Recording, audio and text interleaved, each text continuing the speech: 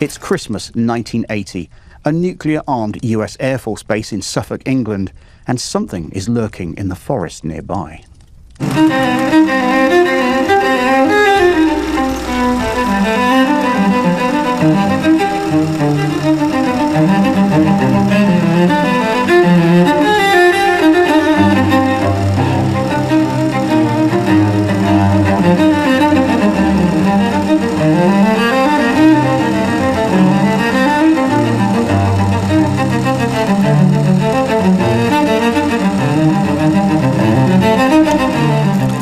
First published in 2014, Encounter in Rendlesham Forest tells the story of one of the most famous military UFO incidents ever reported in Britain. The events took place over several nights in December 1980 in the forested area between RAF Bentwaters and RAF Woodbridge in Suffolk, bases operated at the time by the United States Air Force during the Cold War. What began as reports of strange lights sighted beyond the perimeter quickly escalated into one of the most controversial and debated encounters in UFO history. Rendlesham is often described as Britain's Roswell, but the comparison can actually be misleading. Roswell is a crash narrative built around debris and secrecy. Rendlesham is something very different. It's a case built around military witnesses who were sent into the woods to investigate something unknown, and who later described encounters with unusual lights, a structured craft, and physical traces on the ground. Encounter at Rendlesham Forest is unusual among UFO books because it combines three distinct perspectives. It includes the testimony of two of the central military witnesses, Jim Penniston and John Burroughs, alongside contextual analysis from Nick Pope, who later worked with the UK Ministry of Defence UFO desk. The result is a hybrid narrative that blends eyewitness testimony with official context and historical reflection.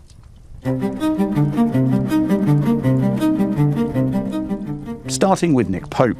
Nick is one of the most widely recognised figures associated with the UK government's UFO files. During the early 1990s, he worked for the British Ministry of Defence division that handled reports of unidentified aerial phenomenon. His role was not to investigate extraterrestrial visitation directly, but to assess whether reported sightings posed any threat to British airspace or national security.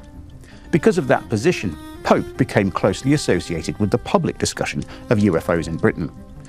After leaving the Ministry of Defence, he went on to write several books examining the phenomenon, often focusing on the intersection between government policy, military sightings, and unexplained aerial encounters. Jim Penniston and John Burroughs bring something very different to the book. Both men were serving US Air Force personnel stationed at RAF Woodbridge during the events of December 1980. Penniston was a security forces patrolman, and Burroughs was also assigned to security duties at the base. Their roles meant that they were among the first personnel dispatched to investigate the strange lights reported in Rendlesham Forest. Unlike many UFO cases that rely on second-hand testimony, the Rendlesham story is shaped heavily by these two witnesses. Their accounts of what they saw and how the events unfolded form a central spine of the narrative. The book is structured as a reconstruction of the incident, combined with reflections from the witnesses themselves. The book revisits the events of December 1980 and places them within the broader context of military UFO encounters and government reactions to unexplained sightings. Rather than presenting a purely investigative report, the book moves between several layers of narrative. It explores the original events in the forest, the official documentation that emerged afterwards, and the decades of debate that have followed. It also examines how the witnesses themselves attempted to understand what they experienced, particularly as the story of Rendlesham grew larger in the UFO literature. For readers approaching the case for the first time, the book functions as a guided tour through one of the most complex and controversial UFO encounters in British history. The Rendlesham Forest incident unfolded over multiple nights in late December 1980, beginning shortly after Christmas. At the time, RAF Bentwaters and RAF Woodbridge formed a joint US Air Force installation in Suffolk. The bases were part of NATO's Cold War infrastructure, and surrounding forests were considered restricted areas. In the early hours of December 26th, security personnel at RAF Woodbridge observed unusual lights descending into the forest beyond the base perimeter. Believing that an aircraft might have crashed, Base Command dispatched a small patrol team to investigate. Among the men sent to the forest were Airman First Class Jim Penniston and Airman John Burroughs. As they moved deeper into Rendlesham Forest, the men reported seeing strange lights moving between the trees.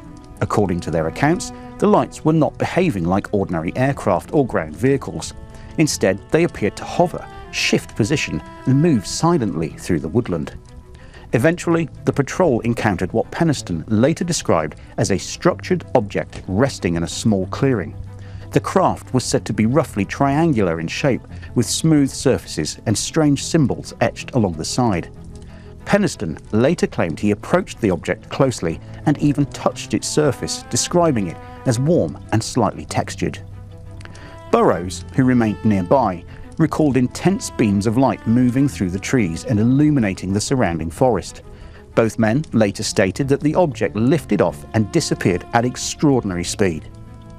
The following day, investigators returned to the site and reported several unusual features on the ground. Small indentations were allegedly found where the object had rested, along with broken branches in the surrounding trees. Radiation readings were also taken using military equipment, though interpretations of those measurements remain disputed.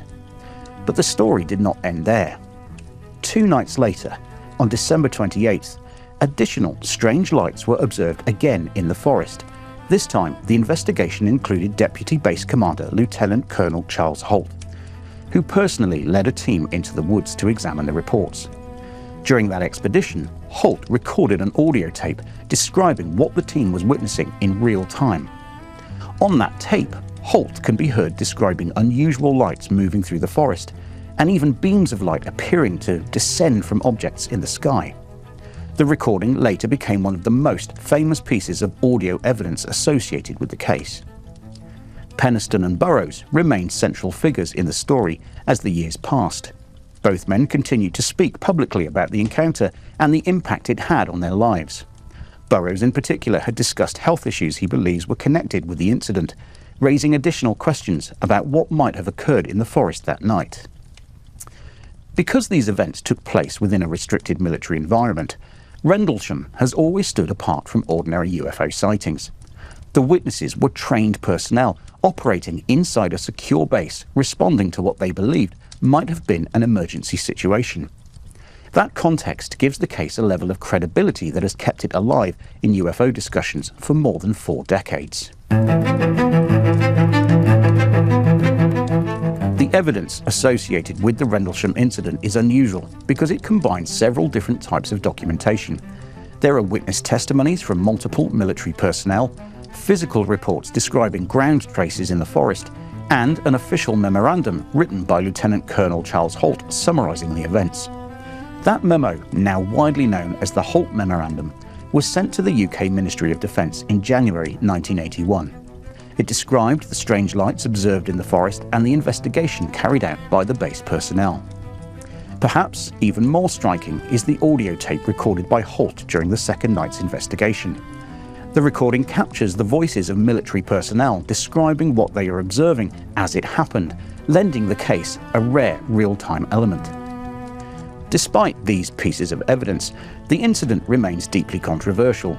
Skeptical explanations have suggested that some of the lights seen by the patrol may have been from the Orford Ness lighthouse located several miles away. Others have argued that stars, aircraft, or military training exercises could have contributed to the confusion.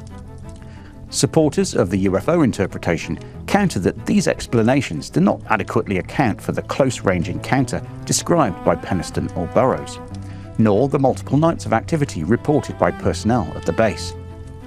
The result is a case that remains unresolved, balanced between compelling testimony and competing interpretations.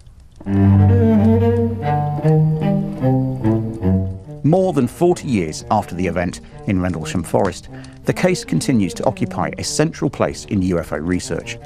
The book holds up well because it captures the voices of the witnesses themselves, preserving their accounts within the broader context of the investigation. For readers interested in military UFO encounters, Encounter at Rendlesham Forest serves as one of the cleanest introductions to the case. It allows the witnesses to explain what they experienced, while also acknowledging the debates that have surrounded the incident ever since. Because the book combines first-hand testimony with contextual analysis, it remains an important entry point for anyone trying to understand why Rendlesham continues to be discussed decades later. Although this book is relatively modern and widely available, it still carries a degree of collector interest because of its association with one of the most famous UFO cases in the world. Hardback editions tend to be more desirable for long-term collectors, especially in clean condition. Signed copies by Penniston, Buroughs or Nick Pope can command a premium because they connect directly to the witnesses involved in the events. As the Rendlesham case continues to appear in documentaries and new research, books connected to the incident rarely fall out of demand. So the UFO Book Library score: for historical importance and enduring influence within the UFO literature, Encounter in Rendlesham Forest receives a UFO Book Library score of 8.5 out of 10. The score reflects the significance of the Rendlesham case itself, the presence of direct witness testimony, and the continuing relevance of the incident in discussions about military UFO encounters. The only reason the score does not reach the highest tier is that the case remains unresolved, with competing interpretations continuing to divide researchers. And now into the deep, dark rabbit hole. For researchers fascinated by military UFO encounters, Rendlesham often leads naturally to other cases involving trained observers and restricted airspace. Incidents such as the Phoenix Lights in Arizona, the Belgian UFO wave in the late 1980s, and more recent US-owned Navy encounters like the Nimitz Tic Tac incident all occupy a similar category of sightings reported by credible witnesses. Within British UFO history, the case also connects to other important stories such as the Calvine photograph and the release of the UK Ministry of Defence UFO files. More than 4 decades after the events in the forest, the Rendlesham incident remains one of the most intriguing and contested UFO encounters on record. It involves trained military personnel, official documentation, and witnesses who continue to stand by what they saw. Whether the events in Rendlesham Forest were the result of misidentification, experimental technology, or something far stranger remains an open question. What is certain is that the case refuses to fade from the conversation. Encounter at Rendlesham Forest captures that mystery through the voices of the men who were there. If you've written a book about UFOs, alien encounters, crash retrievals, or the wider disclosure story, you're welcome to send a copy for consideration to the show. And as always, let us know in the comments below which UFO book should be on the shelf next.